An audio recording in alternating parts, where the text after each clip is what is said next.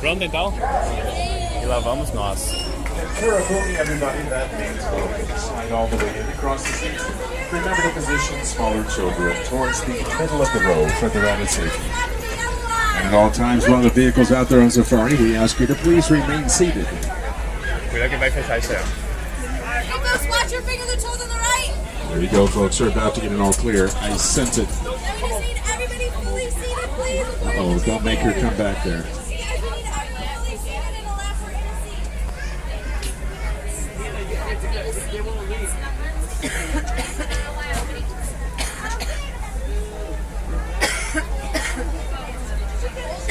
Oh, you've done it now.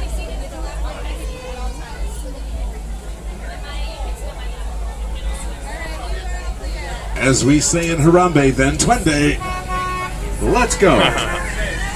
My name's Ed, and I'll be your game driver for this afternoon's photo safari through the Harambe Wildlife Reserve. And if you look up above you, you'll see a game spotting guide that'll help you identify a lot of the animals you're going to see out here. This afternoon, now I'll call out everything I see, and I'll even stop periodically whenever the photo opportunity presents itself.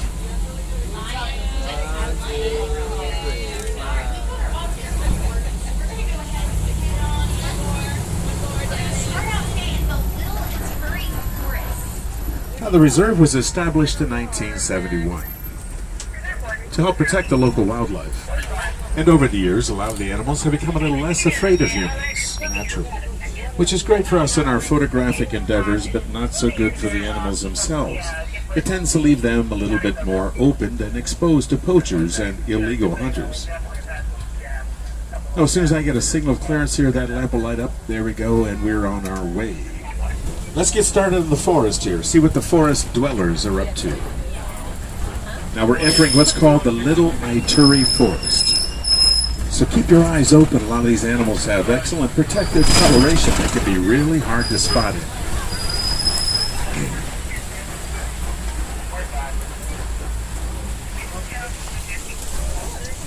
Oh, if you look out to the right, folks, you're going to see a couple beautiful specimens of okapi. Okapi always look to me like they're about half zebra with stripes on their legs and hindquarters. Now the fact is, they're not even related to the zebra at all. It's a close relative of the giraffe, actually. It's a very timid forest antelope, so timid in fact they were virtually unknown to the Western world until 1901. It's likely the last major mammal ever discovered by the West. Okapi.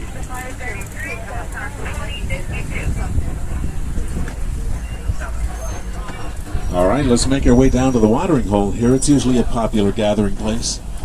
A couple weeks ago I came through here and I spotted black rhino. Now that's a rare spotting anymore. There are fewer than 5,000 of the species left in the world. Ooh, look out to your left, standing up all the way out there against the wall. Black rhino get up to 3,000 pounds when they're fully grown.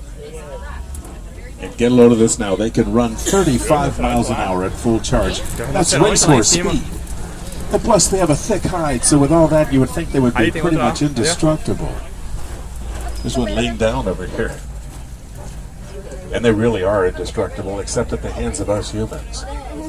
Now, we have hunted that species relentlessly by the hundreds of thousands over the last couple hundred years, all for their precious horn, which then turns out to have no legal commercial value whatsoever. Now, if you look up here on the right, you're going to see bongo. Beautiful chestnut brown hides. Bongo up on the crest of the hill. Also known as the ghost of the forest. A typical forest antelope, notice how those heavy horns are swept back on their head. That enables them to run through the brush without getting tangled.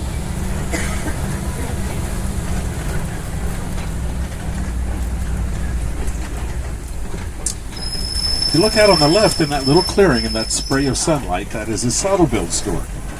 Saddle-billed storks are the largest in Africa. They get up to 5.5 feet tall, and they've got an 8-foot wingspan. That's about as wide as this truck, actually.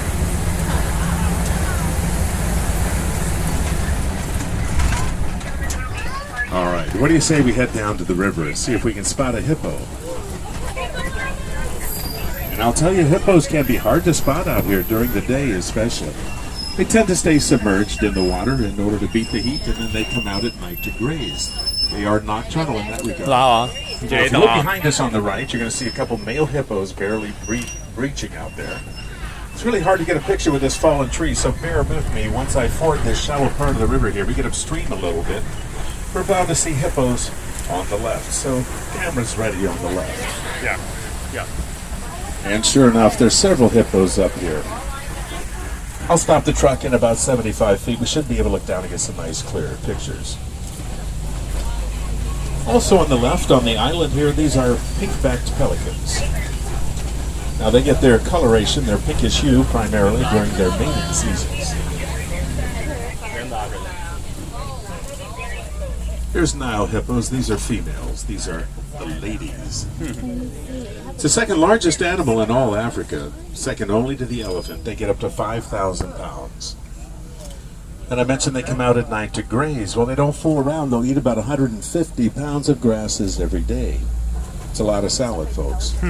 Now, they're pretty good swimmers. I mean, they can hold their breath for a good 8 minutes at a time underwater. But they would prefer to walk on the riverbeds if it's available to them. They are of negative buoyancy. Now, folks, remember to remain seated here as I try to negotiate this rickety bridge. But if you look down, you're going to see Nile crocodile. Nile crocodile are cold-blooded reptiles.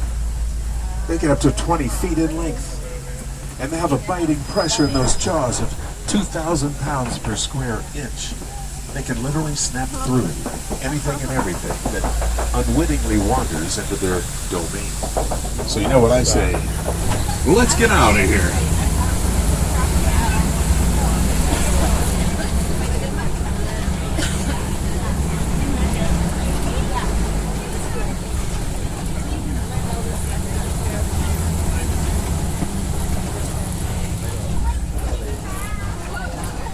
Now we're going to be leaving the forest behind, and as I make this turn, we're going to be entering a whole different area of the reserve. Different animals, different landscape, different ecosystem. And speaking of different, notice this different looking tree on your right over here. This upside down looking tree is called a baobab, and baobabs are prevalent throughout the reserve. You'll see them everywhere. Interesting for a couple of reasons. Number one, they've been known to live for several thousand years. And secondly, in order to withstand long periods of drought, they're capable of storing tens of thousands of gallons of water in that massive, spongy trunk. So this then is our favorite view of the reserve, the savanna grasslands, the Serengeti. Bush country, if you will. And it's home to the largest megaherd migration in the world. Every year, literally millions of animals move through this space. And it takes up several hundred square miles here in East Africa. And this whole landscape down here is pretty much a product of the animals that move through it. You've got elephants that'll wander through here, and they'll knock down a tree or two from time to time to get at the leaves and roots. And then there are giraffes that are constantly pruning these trees from underneath, nibbling away, which all lets in more sunlight, and consequently then grows more grass. Well, it sets up beautifully for the big grazers like zebra and antelope and wildebeest, to then come through and enjoy a bountiful meal on the fresh-grown grass. Now, once the big grazers move through, that sets the table for the little guys like gazelles and warthogs. Well, they'll take their turn at a meal, then chewing the grass all the way down to the roots. And the point of my story is that in a balanced natural ecosystem like this, there's really enough food to go around for everybody. And this is the wild Africa we're all working so hard to try to preserve. Now, walking up to us on the right side over here is Maasai giraffe. Giraffe are the tallest animals in the world. They get up to 20 feet in height. And this is one of the subspecies. This is an adolescent female here. Maasai giraffe. Isn't she beautiful? Also on the left, look at these guys with the goalpost-sized horns. These are Ankoli cattle or Watusi cattle. Watusis are named after the tribe that originally domesticated them a couple centuries ago.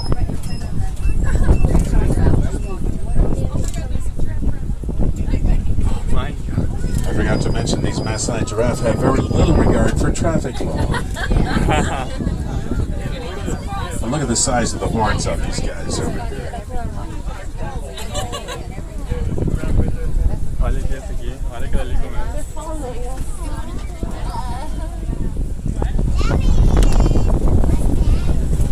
This little guy on the left, all by himself over here, this is waterbuck.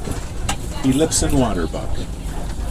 He secretes a waxy, oily substance in his hide as waterproofing. You normally see it Olha in a girafa marshy comendo lá em areas.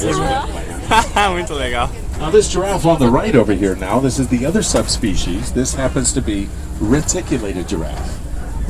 And reticulata is the Latin word for net, and it refers to their hide pattern. And what's really interesting to me about that is that each giraffe has their own unique identifiable hide pattern, just like humans have fingerprints. Olha lá. Olha. Olha a língua. Here she is, just posing for us here. Now get a load of this. These giraffe only need to sleep about 30 minutes out of the day.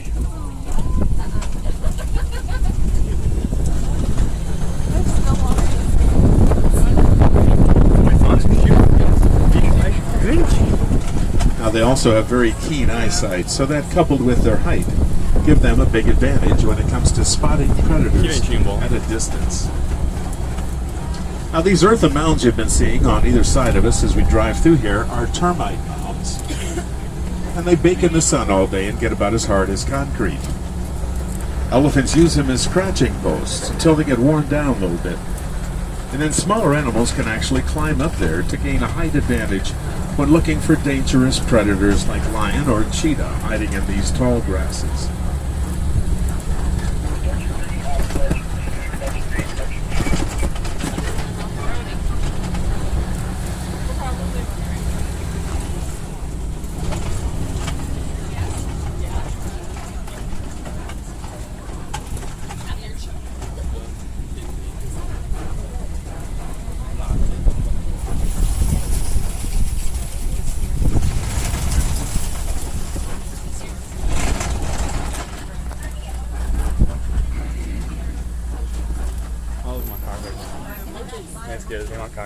On your left over here now, this is home to a little troop of mandrill. Mandrill are the largest monkeys in Africa. They get up to 100 pounds, the males do. Beautiful blue and red markings on their muzzles and rumps. Now they're also quite prolific. Their colonies or troops can easily exceed 100 individuals.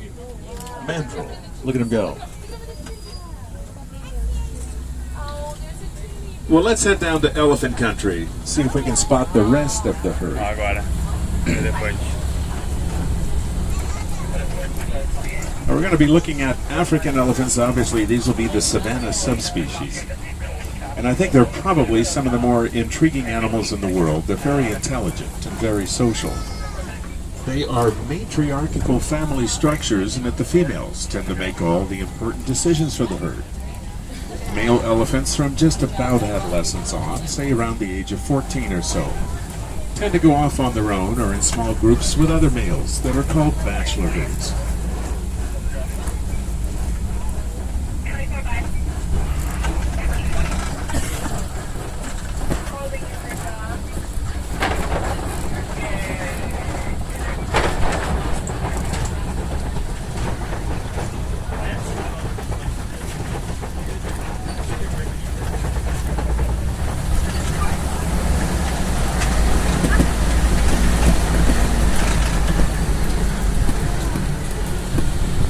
And sure enough, there are signs of elephants all over down here. You've got footprints on both sides of the road.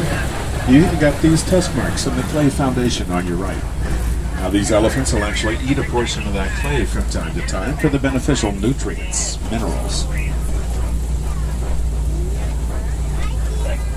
And of course, both male and female elephants grow tusks of ivory, which has pretty much been the bane of their species all these years, because they've been hunted and poached. And well, slaughtered is as good a word as any. All for the value of the ivory they were born to carry. And I want to get a local radio station up here. Sometimes it's fun to listen to a little music as we trundle along through here, if I can find it.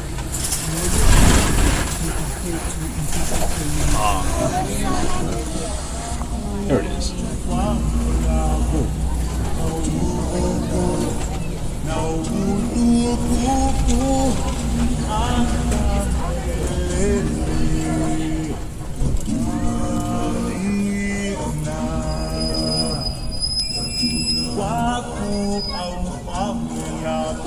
Notice how they tend to have sand or mud thrown on their backs. The reason they do that, and you wouldn't think it, but their hide is somewhat sensitive to the sun, and they use that as a natural sunblock. Ahí te ven perfil.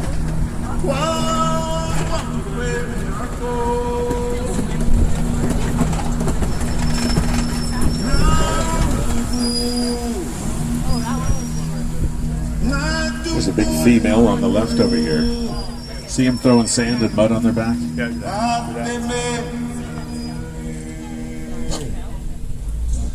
Females get up to 8,000 or 9,000 pounds. And males get up to 12, maybe 13,000. On your left now is a little pond of greater flamingo. And greater flamingo are the lightest pink of the flamingo species. Now they get their color from eating brine shrimp all day, and brine shrimp is loaded with beta-carotene and a host of other carotenoids. When they're first born, they really don't have any color at all. They just look like little gray fuzz balls. They don't develop their color until they've eaten enough of the shellfish. That's about a 1.5 to 2-year process.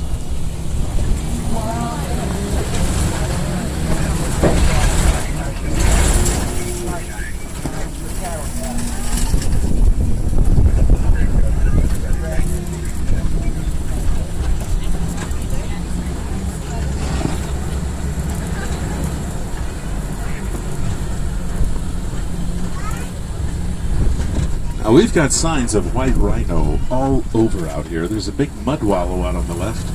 And what they'll do is they wallow in that mud, get a nice coating on their hide, then they rub up against all these trees. Well, you can see where they've been all through the area. So we're going to be looking for white rhino.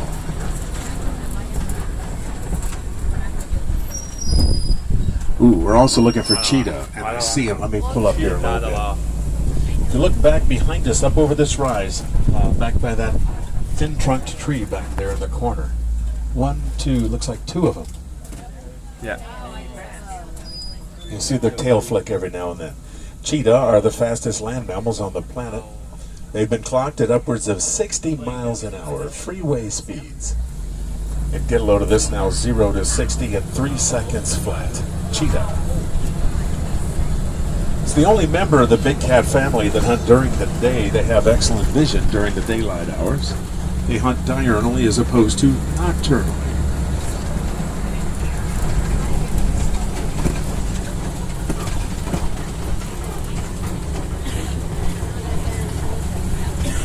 Now we've got a Kopi rock formation just in front of us here. A lot of times African lion will take up residence in a Kopi, so we're going to be looking for the lions up here. And of course the male of the species, that's the big mane. And the female, the lioness, will do most of the hunting for the pride. Well, on our way around here, look at this little shy of antelope on the right over here. These are scimitar horned oryx. Now they get their name because the horns are shaped like a weapon from the Middle East, an ancient sword, the scimitar.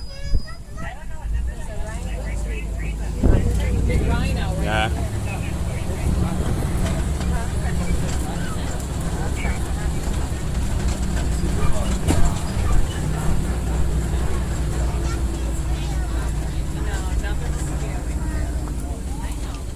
Oh no, I don't see the lions up there right now.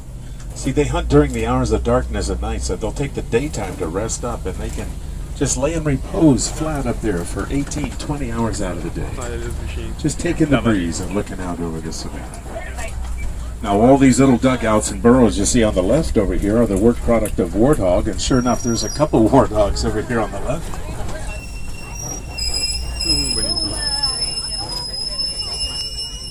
There you go. Talk about photogenic, folks. Now we're going to see white rhino up here on the right. And white rhino are actually larger than black rhino by about 1,000 pounds. They get up to 4,000 pounds plus.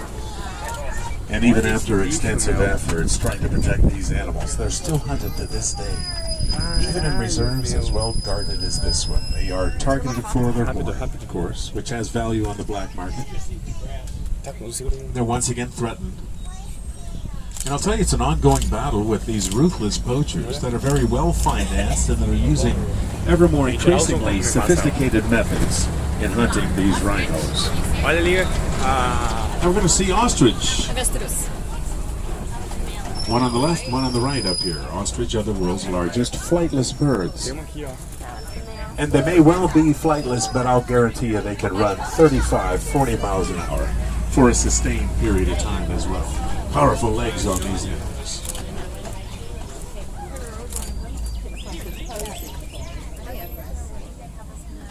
Be sure and get his good side. Yeah. Work the camera, work the camera. Work the camera. That's part of your speech, huh? We're in Africa right now.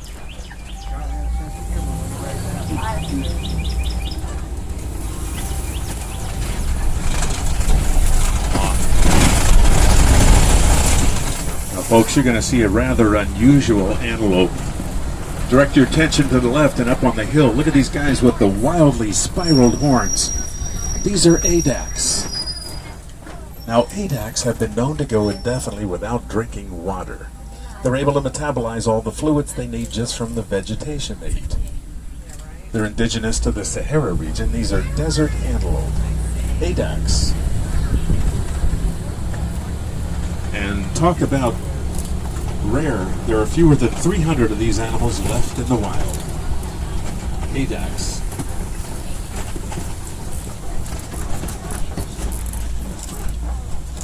Those horns for them are intended to look like bushes. See how they all face the same way?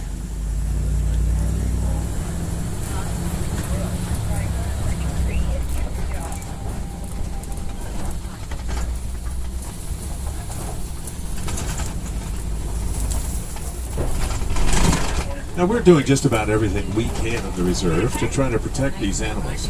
But there's a lot you folks can do as well. I would say continuing to educate yourselves and your family and friends as to the plight of these animals, particularly the elephant and the rhino. Also supporting conservation organizations, wildlife federations, that sort of thing. These are great ways to get involved. And I think we'd all just like to protect these animals for the benefit and enjoyment of future generations to come.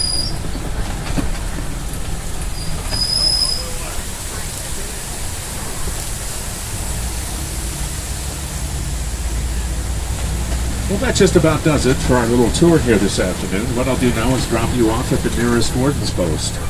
And from there, it's just a short walk back into Harambe village.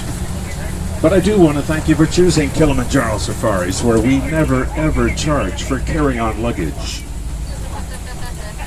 And again, my name is Ed. And I've enjoyed having you folks along today. I always like to recommend the Pangani Forest Trail, the exploration trail right next door to us. And now, sadly, it's time to say goodbye, but here in Harambe, what we say is Kwaherini, which means go well. So, Kwaherini, everybody. Kwaherini. Thank you. Back, everyone. Watch those kids.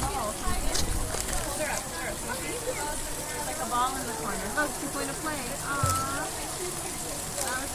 Tem outro lá, ó. Oh, here comes another one on the ground. Look, he went and hit the ball. Another one. I know.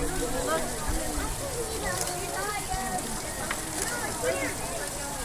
Yep. One up high, one up There's another one on top. Okay, went over and hit the ball. This guy hurt the ball, hit the wall. Can you see one? Ele tá olhando pra cá.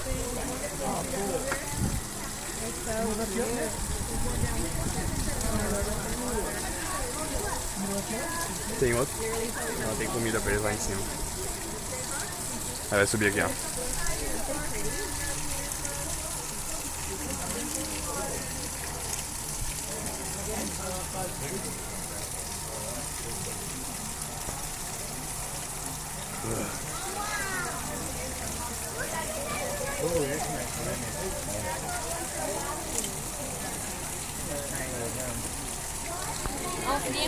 Kom, bye.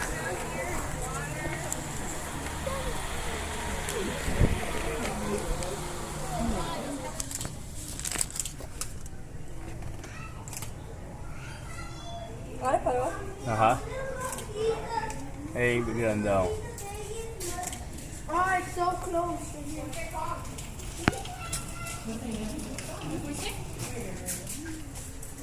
Alright. Tiger's butt.